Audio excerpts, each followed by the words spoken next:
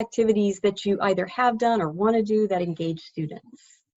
I would definitely agree with the idea that the hands-on projects get students super involved because it makes them feel value and importance in the club. So I would say one that came to mind was last year we worked on an Earth Week display for the Stone Ridge Mall. And I remember just taking a minute and stepping back and seeing everyone just working. And it was amazing to see it because everyone was hands-on and they were excited and it was just good energy in the room. So I specifically remember that moment. Yeah, that was an amazing opportunity for us. Yeah, you guys got a lot of attention out there. That was awesome. Celine, you've seen a number of activities, not just with the local leaders clubs, also with our summer internships for high school and college students. What are some of the activities when you think back over the last, year and a half of things you've seen? What are some of the things that you think of as engaging for students? I think what makes us different a little bit from all the others would be that we offer professional development skills for our students, which is something a lot of students are interested in, especially to add to college resume, professional resumes. So projects involving public speaking, speaking to your city council or school board, leading events or creating events, inviting guest speakers to the club, writing blogs, or just networking with professionals in the industry is something students are always interested in. Yeah, that's a lot of fun too. And I know we've tried to do field trips when we can. We were going to go on a really cool one and then we got quarantined, but those will come back. Let me ask you guys this, because this is another question from my friend Gamal Sharif. He asks, how do you know when you're effective? Like when you plan something, even if it's something small, or you have a meeting, or maybe it's a project like what you guys have just done to launch a brand new YouTube channel, which we'll talk about in a minute. What are the ways that you look for indicators that that's been successful or you've been effective in what you were trying to accomplish? And Colin, I'll start with you. And I think there you go. Yeah, okay, hi. So first, I think on the surface layer, you can first look at the audiences, how captivated they are. So for youth outreach, at least when we were there physically, seeing the kids actually engaging with us, raising their hand, asking questions, answering questions, and even just getting silly sometimes. That just shows that they're at least interested in what we're talking about. And we know that we're actually making some kind of impact on their minds. Hopefully some of the ideas we spew out actually, stick. Another part of it though is just the team itself, just seeing how engaged we are when we're working on it, putting it all together. If when we're working on meetings, if I feel that energy that we're all getting into it and I just see the results that we all come up with together, you can kind of tell in your heart kind of how it's going to go. So part of it is seeing seeing the results, seeing how people actually look at your project, but also part of it is just looking at it yourself and knowing that you kind of did a good job. And, that's what counts the most in my opinion. I like that. Nikki, what do you think? How do you know when you're being effective with the things that you engage in? Yeah, I mean, I agree with Colin. I think this is kind of basic, but being able to see progress, tangible progress happening, whether it's seeing a plan come together or seeing our recycling bins literally go out onto the campus. For me, that's really rewarding. And that's when I know I'm being effective, because it's I can literally see our progress happening in front of my eyes, So, but then also it has to do with feeling the energy where everyone's there to or is really passionate about what you're doing. So yeah, I mean, I kind of agree. Awesome. Una, how about you? Any thoughts on how you know that what you're planning or what you're engaging in is successful or effective? Yeah, so seeing it is one thing, and you can also do this statistically with Google Forms. We will send out Google Forms with questions like, oh, did you like this? Would you do this again? And then you can go see the results and see the pie chart and say, oh, these people didn't like it. Maybe swap that idea with something else. That's great. So using some data. I like it. Elise, any thoughts on this one? Yeah, I've noticed that especially this year, it's great to see students participating that otherwise would not be interested in environmentalism at first glance. So when it came to the bins, as Una mentioned, we brought together a group of students that may not be interested in, you know, sustainability and that type of thing, but they wanted to help out with this and get engaged in the project, which made us feel like what we were doing was worth our time and we were accomplishing something of value. Mm-hmm.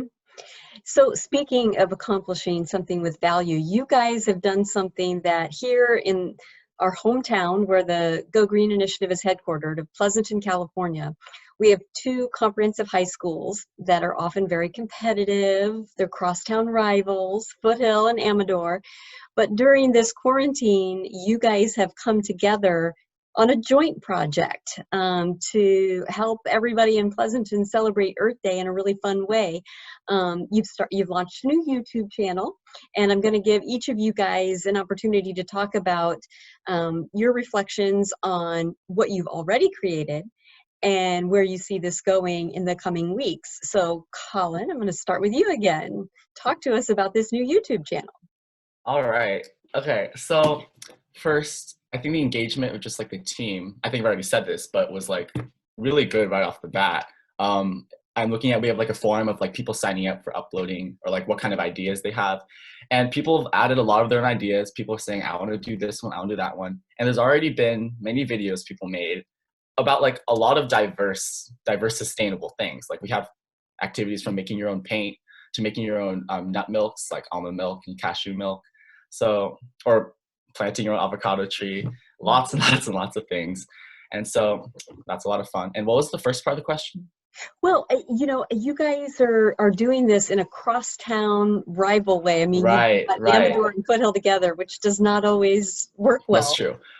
Personally, I don't know. I never felt too much of a rivalry between Amador and Foothill. Like, I know it exists, but like personally, I'm glad that we're working together. And I think there's no reason why we shouldn't, because a joint effort is always better than just an individual effort. And I think that we've done a lot more than we could have if we did it separately. So yeah, it's cool. And Elise, I'm going to go to you because you're the president of the Foothill Club.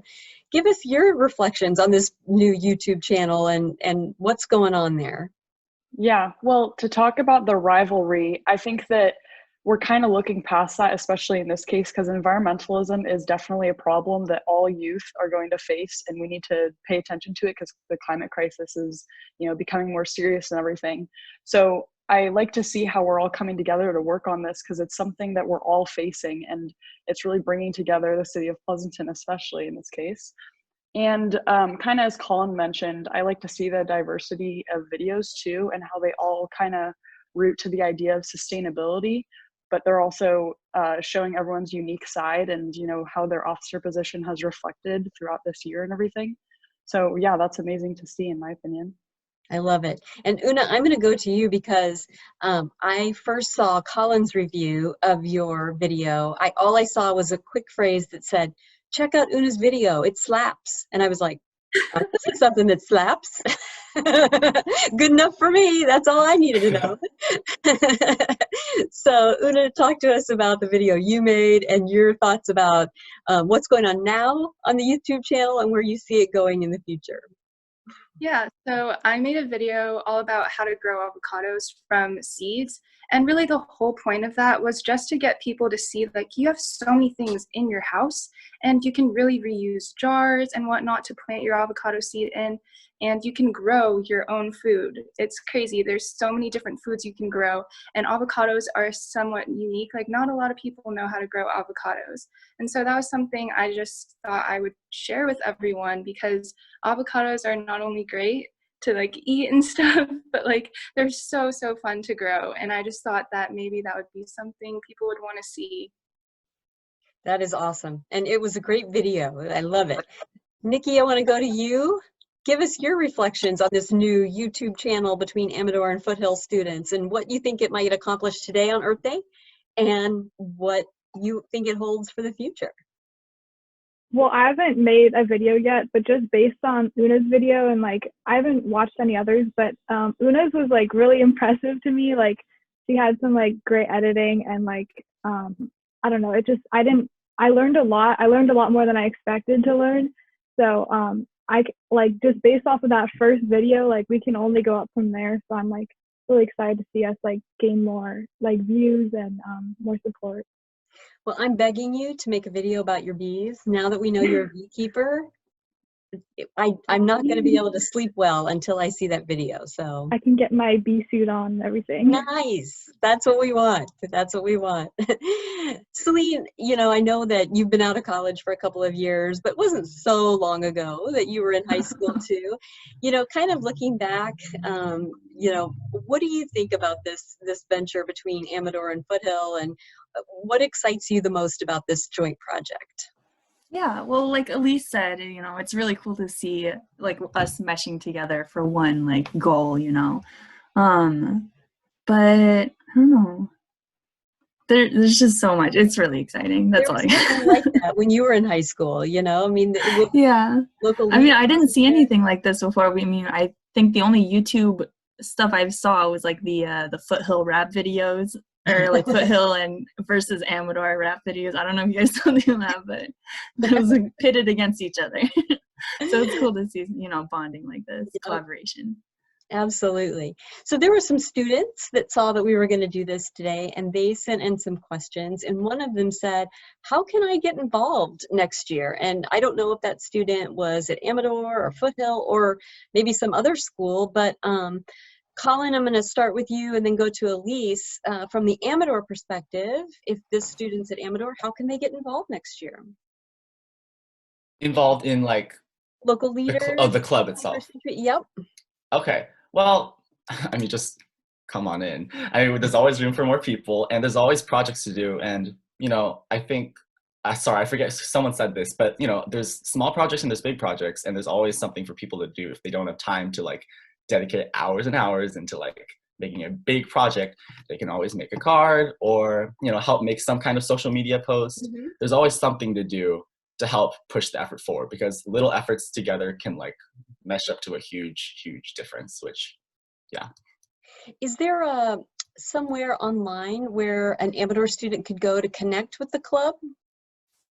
Somewhere online? Yeah, like if they want to get involved now, if there's anything going on over the summer, could they send you guys an email or something?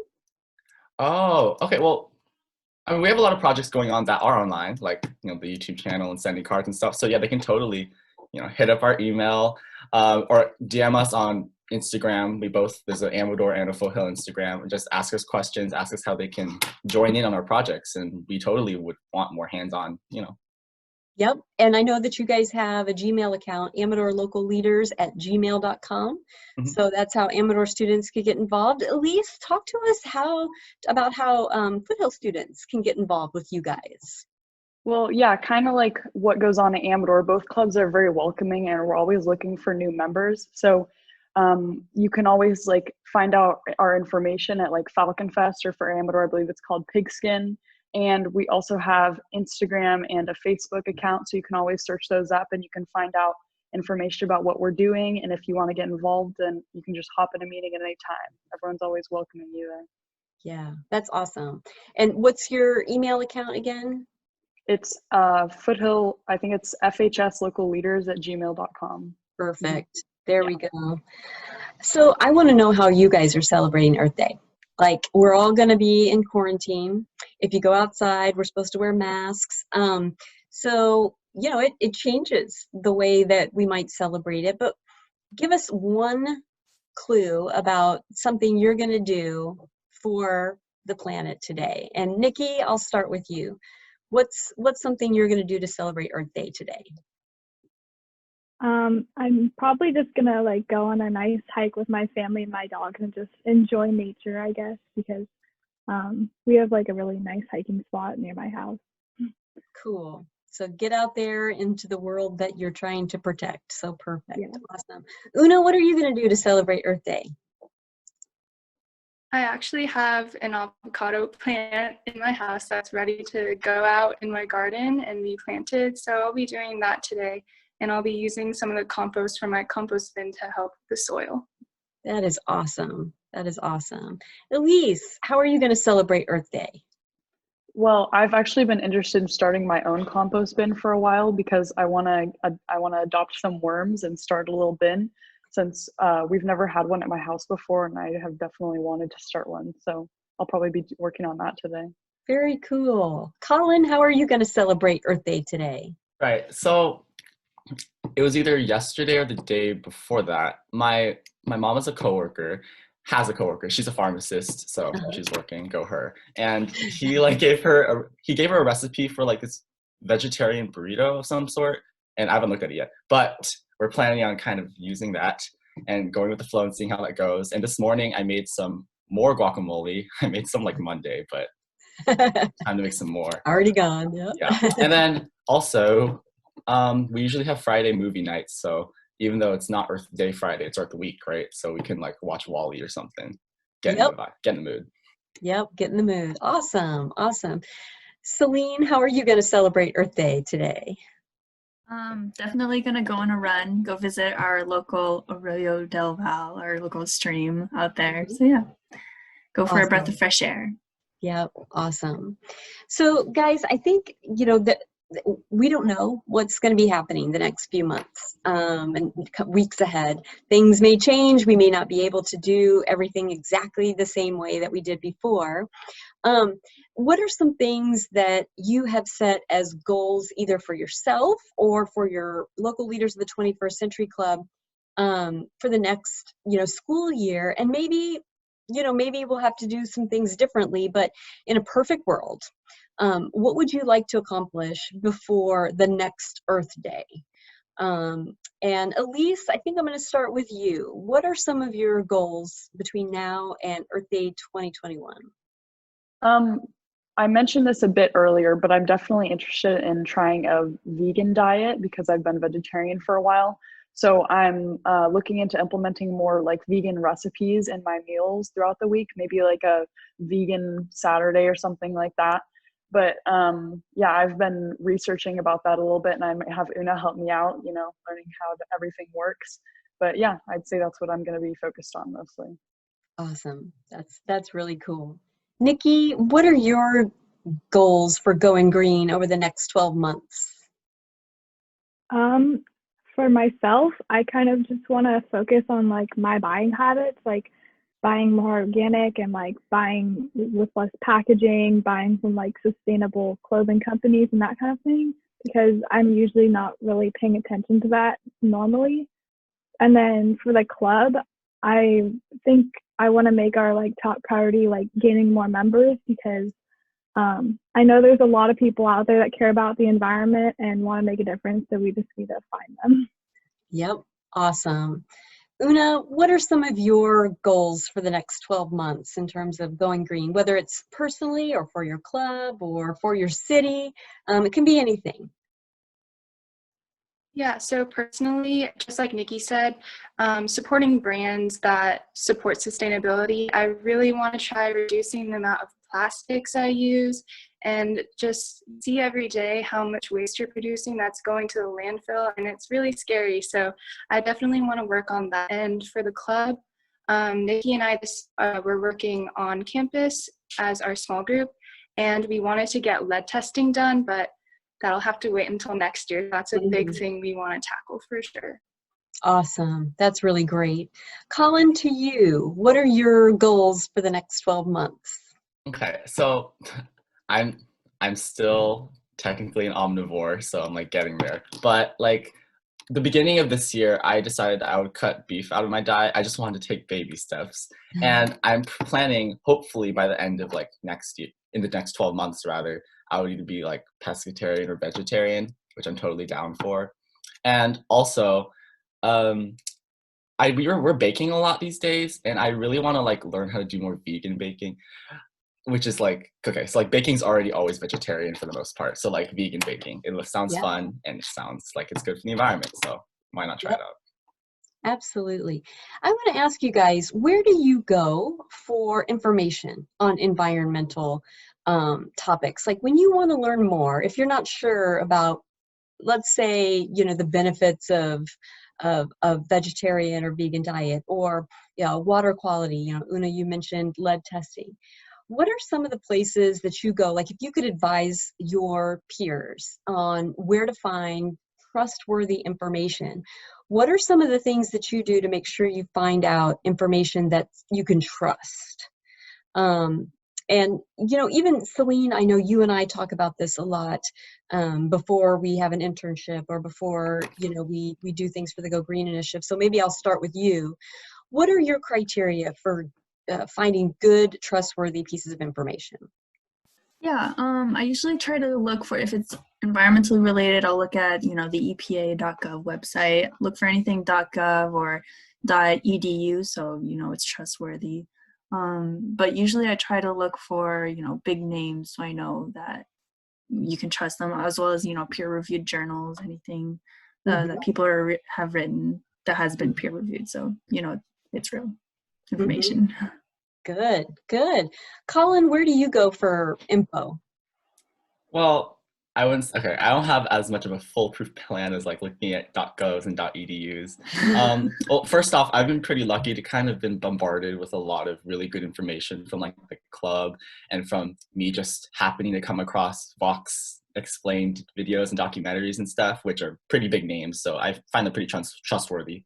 But if I want to like look up a question on like, where should I sort this, or like what are big problems regarding this thing like water, I would honestly, you can just like Google it. And then when you get information like and you're interested in it, you can also just check to make sure other sources say similar things. Look for big names. And if a lot of people have a general yes consensus or no consensus, then you kind of know where to go from there. Mm-hmm. Una, where do you go when you want to find out something new or research an environmental topic? Yeah, definitely like what everyone else said, like we're taught in school, look for .edu, .gov, .org. So whenever I Google something, I make sure to go on one of those websites, not Wikipedia or anything. And then for like lead testing, for example, we were looking at like the health concerns. I went on like the Mayo Clinic and just, big names.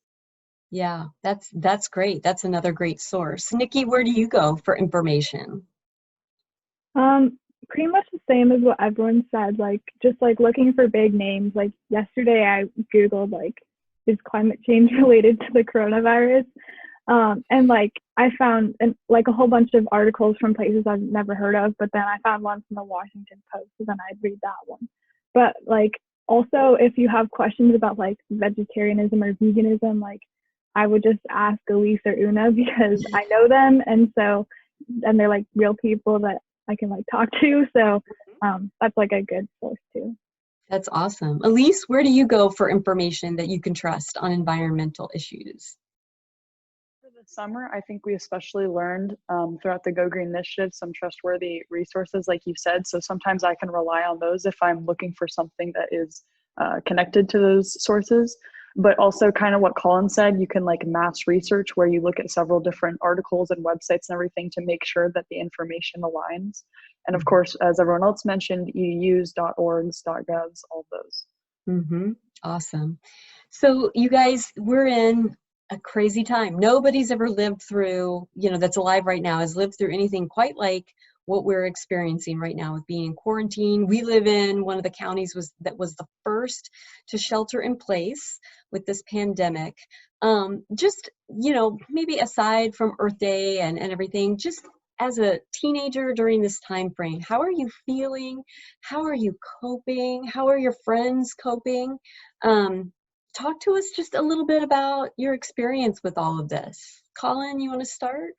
Yeah, so personally, I think when I first started off in this whole quarantine situation, especially during my spring break for school, at one point I got bored, obviously, and then I didn't have things to do, and then I kind of went a little bit cuckoo.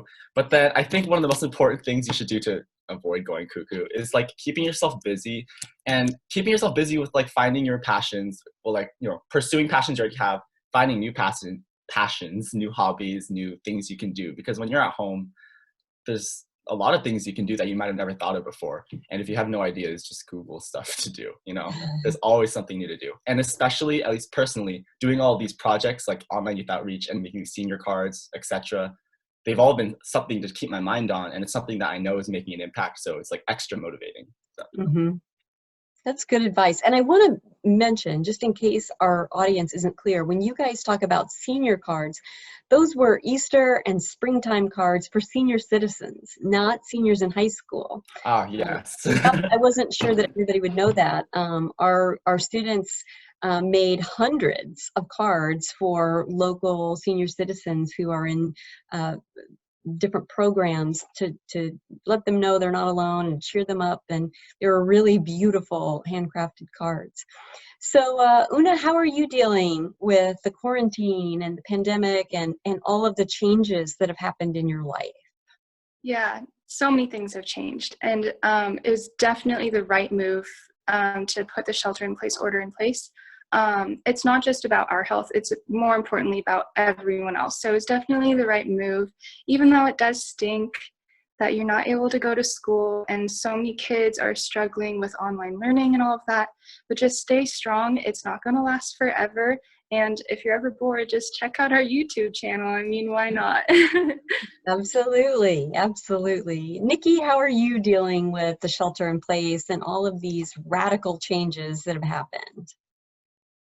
I mean, besides missing my friends, it hasn't been that bad for me because it's actually been kind of nice because it's given me opportunities to like do stuff that I normally would be too busy to do during the school year. So like focusing more on myself and like doing more exercise because my lacrosse season got canceled. And like, I don't know, I've been like trying like cooking with like tofu and stuff to like experiment with like vegetarian options. So yeah, I don't know. It hasn't been that bad. And like, as long as you stay connected with your friends and like FaceTime each other, it's like, yeah, it's not that bad. Yeah. Elise, how are you doing? How has this been for you? And what are some of your best tips for coping? For me, I feel like I've gotten used to it at this point because our generation is very dependent on technology. So it wasn't a huge transition for me. But of course, I do miss my friends. And it is weird because I don't have my track season. So I'm just working out in my backyard. Mm-hmm. But yeah, I'm getting used to it now. And like Nikki said, I have had more time to spend with my dad and my mom. So I definitely enjoy that.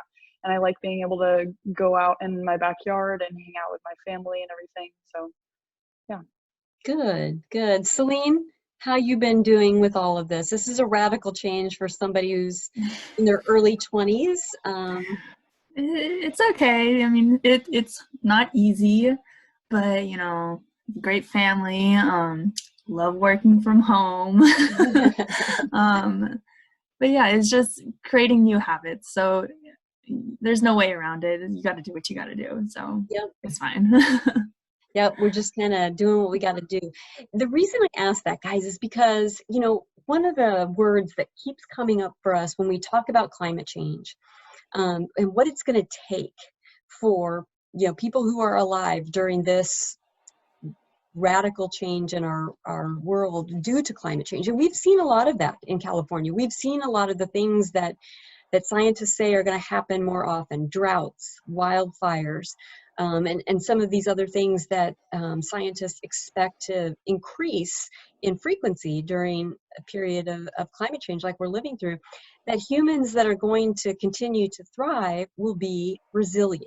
That word resilient is an important word. And I'm wondering if you're feeling more or less resilient, if you think that what we're going through right now is in any way, maybe there's a silver lining that will help you be able to cope with climate change. If you're learning anything about yourself or about your community that might relate to the resilience that we need to have during climate change. Nikki, do you have any thoughts on that? Yeah, I mean, I think this whole quarantine has just really made me appreciate the things I had before because a lot of things got canceled. And like in my Spanish class, we were learning about this guy named Gabriel Garcia Marquez, and he has this quote that's like, you've probably heard of it. It's like, don't cry because it's over, smile because it happened or something. So like I've kind of just been trying to live by that and be like I'm glad I got to like experience at least a few lacrosse games and stuff, and like instead of just like being sad that like it got canceled, you know. So. Yeah, that's a good perspective.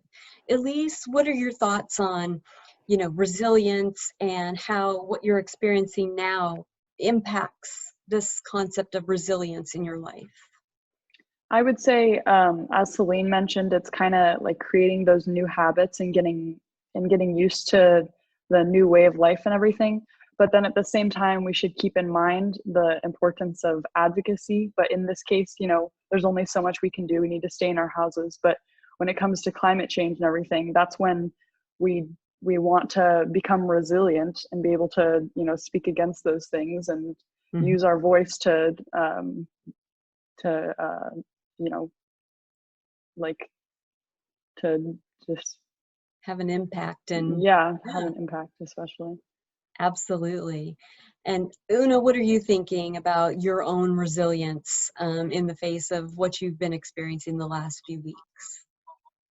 Yeah, it's definitely tough right now, but I know we're gonna come out of this stronger. I mean, on the medical side, we're learning new things about this virus every single day, and they're working towards a vaccine for it. So that's really great and inspiring. And just seeing all these medical professionals, just even when their lives are out on the line, just seeing them put others before them is really inspiring. And like Nikki said before, just appreciating what you have is so important, because you don't know when it's all going to be lost. Yeah, that's well said. Colin, what are your thoughts on your own personal resilience or your community's resilience now that you've seen what's happened the past few weeks? Personally, I'm going to acknowledge that, like, I and probably a lot of others in my community have it more well off. We're fortunate to have resources and, have parents who have incomes and to give us the things that we need to, like, be cooped up at home comfortably, relatively. And, it's important to be aware that a lot of people don't have a lot of these things and they're suffering a lot because of it, which, it sucks. It's really unfortunate.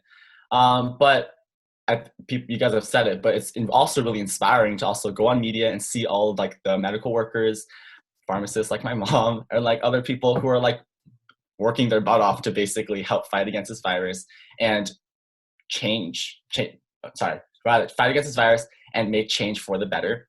And in another way, in conjunction, that's also really inspiring because, I mean, us staying at home and these workers, working their hardest, that just shows that in the face of something as dangerous as, the coronavirus, that means that we have the capability and we have the compassion to also fight against something like climate change, once this is all over. So it's, it's just motivating and inspiring to know that people can come together and work for a common cause. We just need, to get the message out.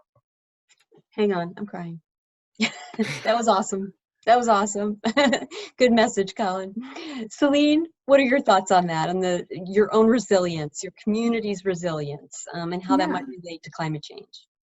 Well, I'm hoping like when all of this is over, people will start to, sometimes what I'm worried about climate change and, and the environment is how, as a population, it's kind of hard to make people to make new habits, become more zero waste. But hopefully out of this kind of shock, we can come out of this a little bit more zero waste, save and not waste as much. So hoping to see that.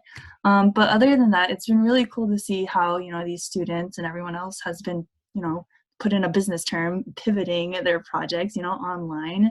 Already, like Foothill, they're trying to do an online website, doing all these cool little things that I think is just really cool to watch. Yeah. I agree. I've been so inspired to see how quickly you guys could kind of suppress your disappointment of all the things that were canceled and turn your energy toward positive forward motion. We're almost at the end of our first 1 hour live feed Zoom meeting. I want to give you guys all a chance to give one more parting thought for our audience members who'll be watching this. One more thing that you want to share with them on the 50th anniversary of Earth Day. Elise, we'll start with you.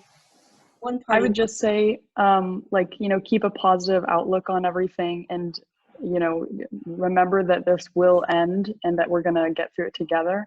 As you mentioned, the importance of resiliency right now. Awesome. Thanks, Elise. Colin, how about you? What parting thought would you like to leave with everybody? I just want to say, I guess one thing that I've kind of come to learn in the past few weeks. First off, if you're kind of, not as well off, unfortunately, and you don't have the resources that some of us do have, I'm sorry, obviously, but also, know that in case you haven't been looking at the media, there's a lot of people working really, really hard, like I said, and we all know, to fight the virus and help make your lives better. And we're all coming together for a common cause. So that's something that's beautiful. And if you're someone who, does have, a lot more fortunate, resources, count your blessings. So like, even if you're bored at home and you don't have much to do, at least you have a home, at least you have food, toilet paper, things like that. And, it's not too bad. Just kind of make the most of what you have, whatever life's lemons throw at you, I guess you could say. Yep. And I like your bent towards social justice. And, that's something that we'll be covering a lot more, even in our summer internship when we talk about water this summer, we're going to be talking about social justice issues. And so I like that you've pivoted in that direction as well. And to remember that we all may be in the same storm, but we're not all in the same boat. It's not an equal experience that we're all having. So thank you for acknowledging that. Una, what parting thoughts would you like to leave with everybody? Yeah, so for those of you that have extra time on your hands, why not grow your brain? Why not go learn more about what you can do to help save our environment? Just try to do little things like reusing, plastic bags and trying to sort your waste. Just learn about things you can do to help in this time. Thank you. Nikki, what parting thought would you like to leave with everybody?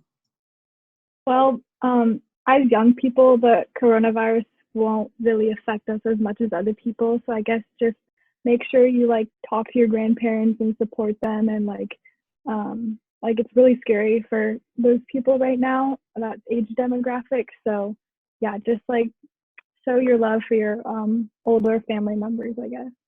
Thank you, Nikki. That's wonderful. Celine, what parting thoughts would you like to leave with our audience?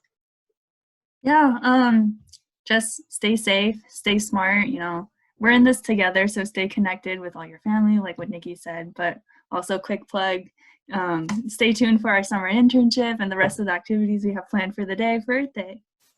Awesome. Well, thank you to you guys for being on this call, and thank you for everybody who's going to be watching this. Happy Earth Day. I hope that you find at least one way to go green today and every day. And we'll be back again. Let's do this all again. Thanks for joining us. Bye, everybody.